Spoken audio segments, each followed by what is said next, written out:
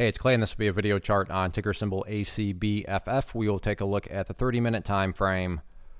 Real quick, what do I mean by 30-minute in case maybe you're new to charts? Instead of each one of these candlesticks here representing 1 day's worth of price action, which is what you would normally see, each one represents 30 minutes. So while this here may look like several days worth of time, it's actually today's price action broken down into 30-minute time slices.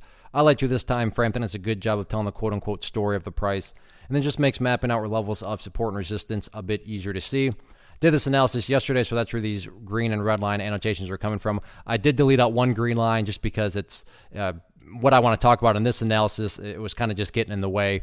But I will say that from an overall presentation standpoint, this chart is much trickier to talk about because of all the perspective that goes into it. What do I mean by that? Well, if you're a day trader, flipper, whatever you want to call yourself, and you bought right there, I don't know, maybe you bought right there, and you want it to sell within 15 minutes after buying, well then yeah, for you the chart's looking pretty rough. Now, if you care about the big picture of things, I get it. From the highs, the price did pull back. But from the grand scheme of it all, the price does still have the opportunity to build a higher base. And as long as you have higher bases being built over time, that's how long-term uptrends are constructed. I am going to be talking about things from a big picture perspective. So if I sound crazy calling something bullish, my guess would be you probably had more of a day trader type perspective going into it all.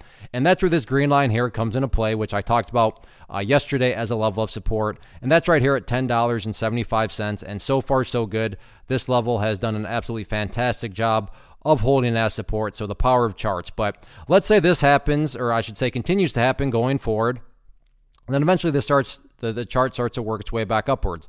What would you have in this situation from the grand scheme of things? Well, you'd have a big old set of lows here.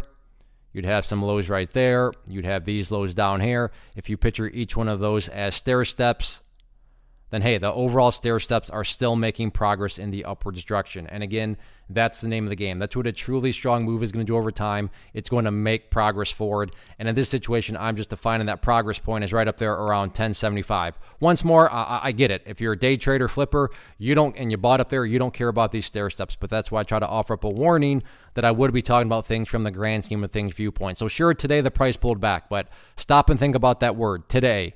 As in 1 day. Looking at multiple days, which is what we're doing here, you can see the price still has the opportunity to build a higher low. So that'll definitely be top priority number 1 going forward. So let's see if the bulls can chip away and build that higher base or not.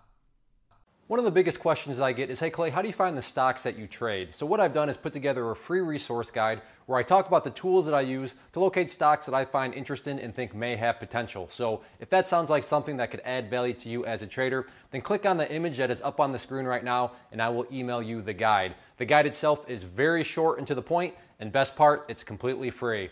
Thanks for watching the video. Let me know if you have any questions.